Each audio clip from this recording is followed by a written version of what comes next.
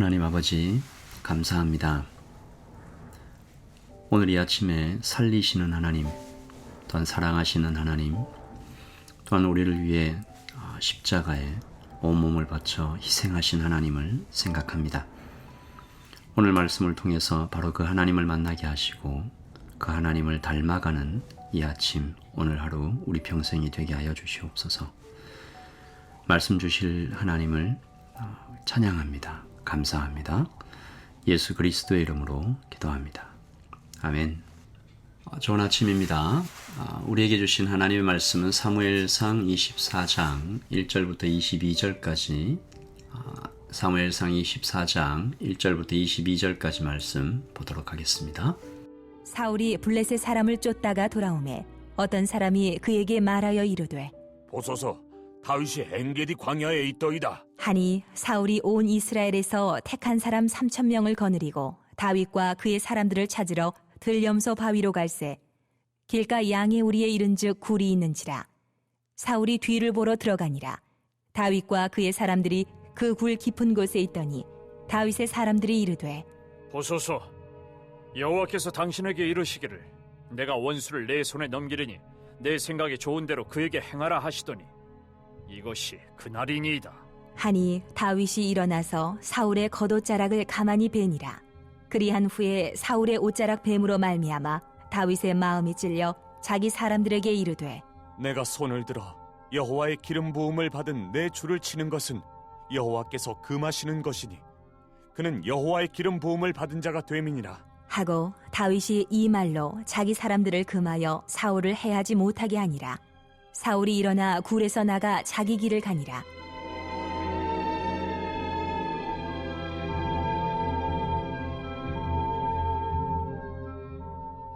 그 후에 다윗도 일어나 굴에서 나가 사울의 뒤에서 외쳐 이르되 내 주 왕이여. 하매 사울이 돌아보는지라. 다윗이 땅에 엎드려 절하고 다윗이 사울에게 이르되 보소서, 다윗이 왕을 해하려 한다고 하는 사람들의 말을 왕은 어찌하여 들으시나이까?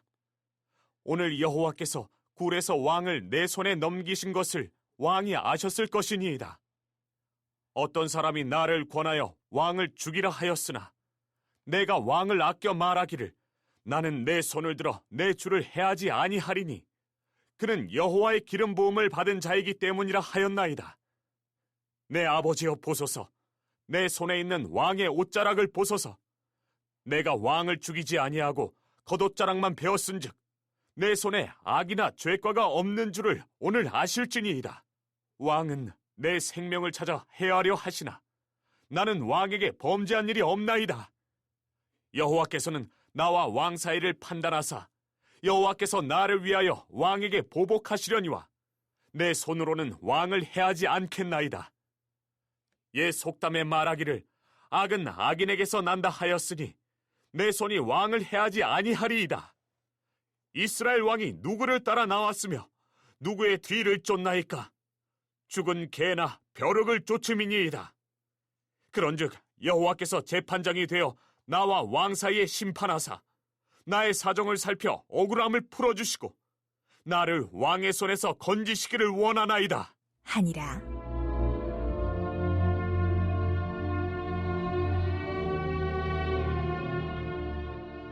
다윗이 사울에게 이같이 말하기를 마침에 사울이 이르되 내 아들 다윗아, 이것이 내 목소리냐? 하고 소리를 높여 울며 다윗에게 이르되 나는 너를 학대하되 너는 나를 선대하니 너는 나보다 의롭도다. 내가 나 선대한 것을 오늘 나타냈나니 여호와께서 나를 내 손에 넘기셨으나 내가 나를 죽이지 아니하였도다. 사람이 그의 원수를 만나면 그를 평안히 가게 하겠느냐? 내가 오늘 내게 행한 일로 말미암아 여호와께서 내게 선으로 갚으시기를 원하노라. 보라, 나는 내가 반드시 왕이 될 것을 알고 이스라엘 나라가 내 손에 견고히 설 것을 아노니 그런즉 너는 내 후손을 끊지 아니하며 내 아버지의 집에서 내 이름을 멸하지 아니할 것을 이제 여호와의 이름으로 내게 맹세하라. 하니라. 다윗이 사울에게 맹세하매 사울은 집으로 돌아가고 다윗과 그의 사람들은 요새로 올라가니라. 아멘. 하나님의 말씀입니다. 말씀을 한번 읽으시면서 잠시 묵상하시겠습니다.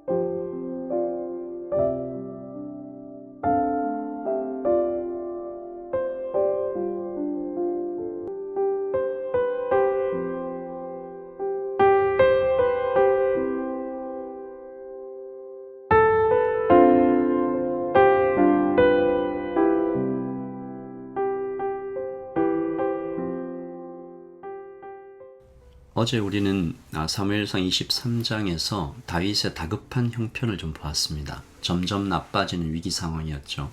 하나님을 따라서 나섰는데 하나님께서 가라 해서 갔는데 자꾸만 일이 꼬여가는 상황이었죠. 하나님께서 그러나 요나단과 이름 모를 사람을 예비하셔서 위로하고 도와주어서 위기를 모면합니다. 그리고 우리는 하나님께서 블레셋을 움직이시는 장면도 봤죠. 블레셋이 이스라엘을 침략한 것이 세상의 눈으로는 그저 우연 혹은 전략적인 선택이라고 할 수 있지만 여러분 솔직히 블레셋이 다윗을 도와주려고 이스라엘 친 거 아니잖아요. 당연히 아니죠. 그러나 다윗이 그 일로 목숨을 건지고 후에 그 모든 상황에 이면에서 일하고 계신 하나님을 찬양하기 시작합니다. 하나님께서는 내가 모르는 사이에 역사를 움직이시고 내 주변에서 계속해서 일하고 계신 하나님이구나. 그 시편 63편에 나오는 이 다윗의 고백이죠. 유명한 구절입니다. 주의 인자하심이 생명보다 나음으로 내 입술이 주를 찬양할 것이라. 이 시편 63편 3절이 하나님께서 보이지 않는 것 같은 그때도 하나님께서 일하고 계신다. 이 다윗이 깨달았던 것이죠. 오늘 24장에 들어오면서 이 사울의 추격이 그러나 계속해서 멈추지 않고 이 다윗을 찾아오는 것을 조여오는 것을 우리가 보죠. 겨우겨우 목숨을 건진 다윗이 오늘 24장 1절에 기록된 것처럼 엔게디 광야에 몸을 숨깁니다. 이 엔게디라는 곳은 새끼 염소의 샘이라는 뜻을 가진 광야인데 이 바위와 동굴이 굉장히 많아요. 그래서 숨어 지내기가 좋고 또 샘이라는 이름처럼 산에서 내려오는 풍부한 물이 있어요. 그러니까 이 사울이 이 블레셋과 급히 싸우러 갔지 않습니까? 그 사이에 다윗과 600명의 무리들이 비교적 안전하게 지친 몸을 쉬기에 적당한 곳이었습니다. 그런데 사울이 블레셋 치러 갔다가 그 일 다 끝나자마자 바로 곧이어서 돌아오죠. 이런 걸 보면 사울이 지금 국정 운영에는 거의 관심이 없고 이 복수심에 질투심에 눈이 멀어서 이 다윗 죽이기에 아주 혈안이 되어 있는 것을 봅니다. 아주 급한 일이 생겨서 갔다가 금방 다시 돌아오는 거죠. 이번에 사울은 3,000명의 군사를 거느리고 다윗을 잡아 죽이려 오죠. 이 엔게디 광야가 그리 크지 않습니다. 3,000명으로 둘러싸고 점점 포위망을 좁혀오면 꼼짝없이 죽는 거죠. 그런데 여기서 정말 대단한 하나님의 대반전이 시작이 됩니다. 오늘 말씀 3절이죠. 길가 양의 우리에 이른즉 굴이 있는지라 사울이 뒤를 보러 들어가니라 다윗과 그의 사람들이 그 굴 깊은 곳에 있더니 사울이 용변을 보러 이제 굴에 들어갔는데 그 많은 굴 중에 하필 다윗과 무리들이 숨어 있는 굴에 들어온 거죠. 캄캄한 굴 속에 들어와서 이렇게 이제 용변을 보기 위해 쪼그려 앉았을 것 아닙니까? 이 무방비 상태예요. 이 어떻게 할까? 여기서 이제 선택이 갈리죠. 다윗의 사람들과 다윗의 생각이 완전히 반대로 갈립니다. 여러분, 둘 다 하나님을 잘 믿는 사람들입니다. 그리고 둘 다 자기 생각이라고 말하지 않고 하나님의 뜻이라고 말합니다. 먼저 다윗의 사람들이 말하죠. 4절입니다. 다윗의 사람들이 이르되 보소서 여호와께서 당신에게 이르시기를 내가 원수를 내 손에 넘기리니 내 생각에 좋은 대로 그에게 행하라 하시더니 이것이 그날이니이다 하니. 자, 이게 무슨 말이냐면 이 22장 사무엘상 22장 5절에 보면 선지자 갓이라는 분이 나오는데요. 이분이 다윗을 향해 예언했던 말씀들 중 하나입니다. 그러니까 이 다윗의 사람들이 꾸며내거나 자기 생각을 말한 것이 아닌 거죠. 그리고 우리가 알듯이 이 예언은 후에 실제로 이루어지죠. 하나님께서 원수를 다윗의 손에 넘기시지 않습니까? 그런데 다윗이 그 말을 듣고도 그저 가만히 사울 곁으로 조용히 기어가서 사울의 옷자락을 조금 잘라내는 것으로 멈춥니다. 그리고 말하죠. 오늘 말씀 5절에 보시면 그리한 후에 이 다윗이 일어나서 사울의 겉옷자락을 가만히 베니라. 그리한 후에 사울의 옷자락 뱀으로 말미암아 다윗의 마음이 찔려. 이게 그 옷자락 조금 잘라낸 것으로 이 다윗이 마음에 찔렸다라는 거죠. 여기서 다윗은 이 두 가지 감정을 이 다윗의 사람들 앞에 드러내는데, 하나는 양심에 찔리는 그 마음이고, 또 하나는 이 다윗의 사람들을 향해서 아주 무겁고 단호하게 책망합니다. 여호와의 기름 부은 자를 해치는 것은 하나님의 뜻이 아니다라고 단호하게 말하죠. 참 이 대목을 보면요, 다윗이 어떻게 이런 마음을 가지게 되었을까? 대단하다라는 생각을 넘어서야 아예 신비롭다라는 이 생각까지 들 정도입니다. 여러분, 거의 손에 들어왔어요, 사울이. 지금 이스라엘 전국의 여론이 사울을 떠나서 다윗에게 옮겨왔습니다. 사울이 노베에서 제사장 85명을 칼로 죽였어요. 바로 그 다음입니다.